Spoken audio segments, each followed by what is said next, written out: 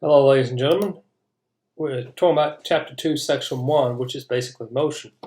And the goals for this section is, one, understand motion in one dimension. And this chapter is just looking at that focus on one dimension. We'll expand to two dimensions next chapter.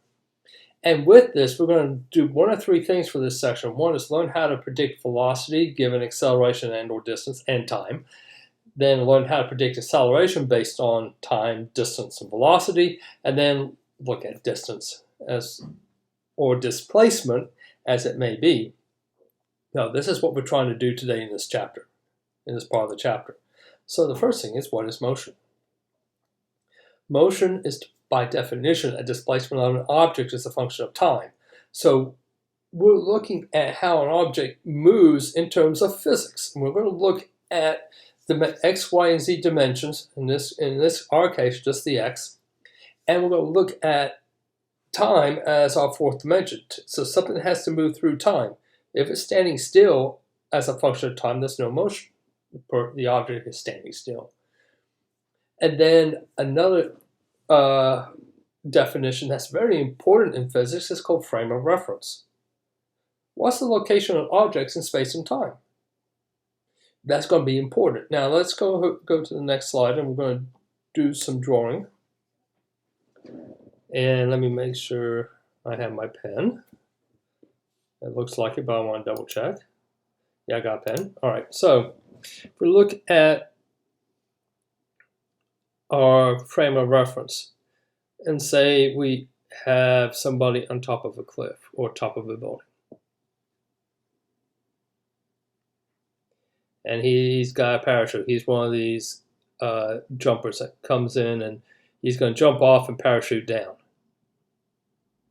Now, and we have an observer down here looking at him. He's a little disjointed, isn't he? Let's connect his neck. There we go. And so this guy's going to come off and float down. From his perspective, he is increasing his velocity because he's up here and he believes this is x. From this guy thinks he's going down.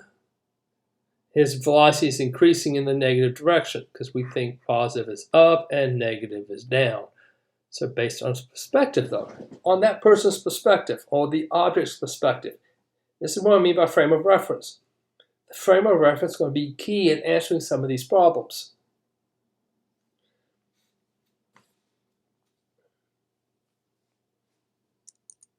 So let's look at displacement. The actual definition of displacement in one dimension is the change of the object in position of the object. So we're looking at final position in x. This is going to be very important. Does not equal to the total distance traveled. It can be positive or negative. And we're going to look at the next slide and talk about how this can be possible. I want to stress that the signs, positive and negative, indicate direction.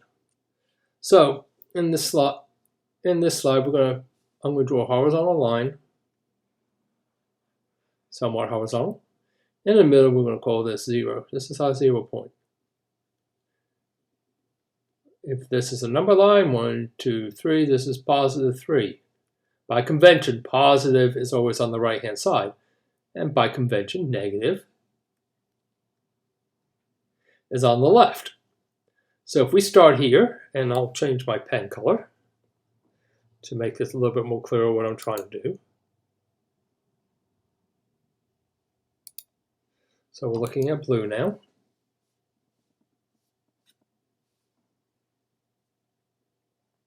So we're going to start at 0. So we have this ball, it goes 3 spaces to the right, and then it goes 2 to the left. So distance traveled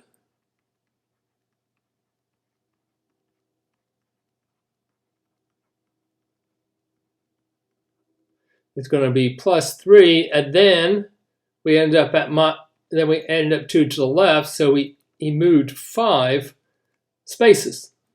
1, 2, 3, actually 8 spaces, sorry. 8. because he went to -2 from +3, so it's 5. So 1, 2, 3, 4, 5, 6, 7, 8. Final is -3 minus 5 is equal to -8. That's the distance traveled. So, but his final displacement, he started up, he has at a -2. This is his final position. His initial is 0, or I should say that's -0, for a total of -2. That's his displacement is 0, 2. Is -2. So what we see is that even though he may have traveled a lot, but his final displacement from his beginning position is not that far. Now, if we look at his velocity, average velocity over a period of time, it's going to be dictated by his position, his final displacement divided by the time, unless we change where we say his final displacement is, his final position.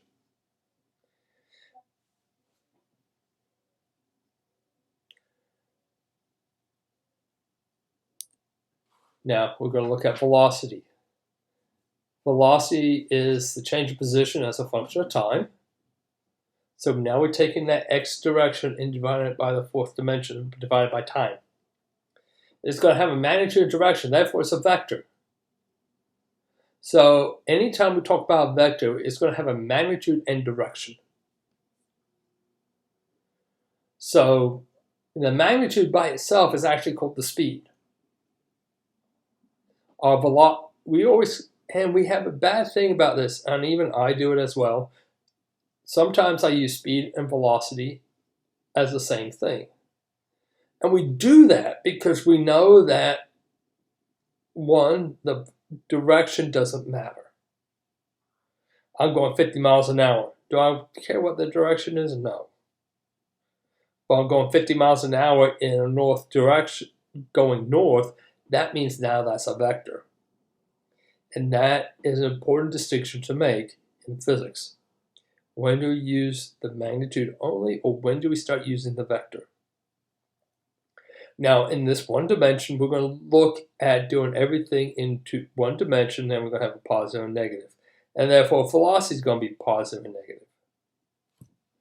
And that's what we have here. So when we calculate the average velocity, we're looking at displacement or the change in x over the interval of time. And to reiterate this, V average is equal to the final place that we stopped minus where we are initially over time, final time, minus initial time. So change, this triangle, goes with the variable. So this is one variable, not two. And always, change is always final, or F, minus initial. So if velocity is going to the left, which is a negative direction, based on our convention, therefore, final is lower than initial. Ti is always going to be the same. So this denominator will always be positive in one way or another.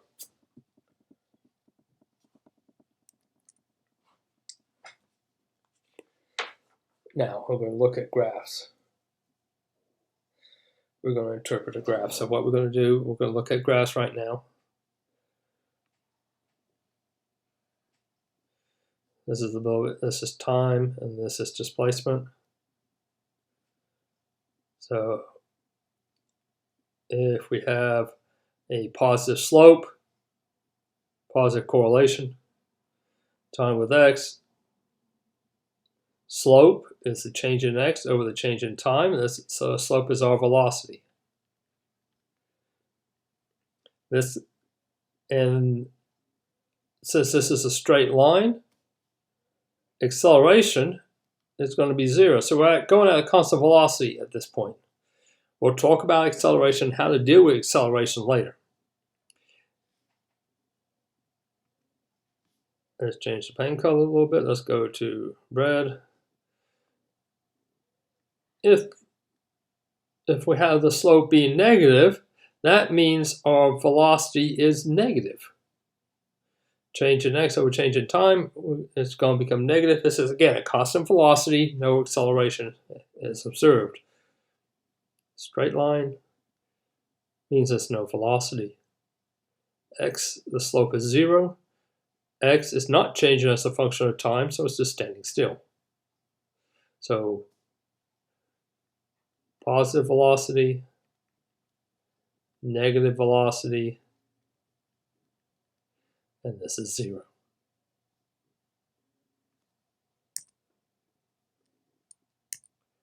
Now, instantaneous velocity is not equal to average velocity.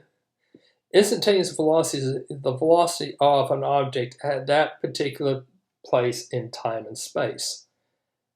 We cannot accurately determine instantaneous velocity because we need a change in time. We need to go from time 1 second to 2 seconds. What's the velocity of that? That's actually average velocity. The instantaneous velocity is when we make smaller and smaller values. If we are using calculus, we can actually determine instantaneous velocity. But we're not. This is actually algebra based, and we're not going to worry about that.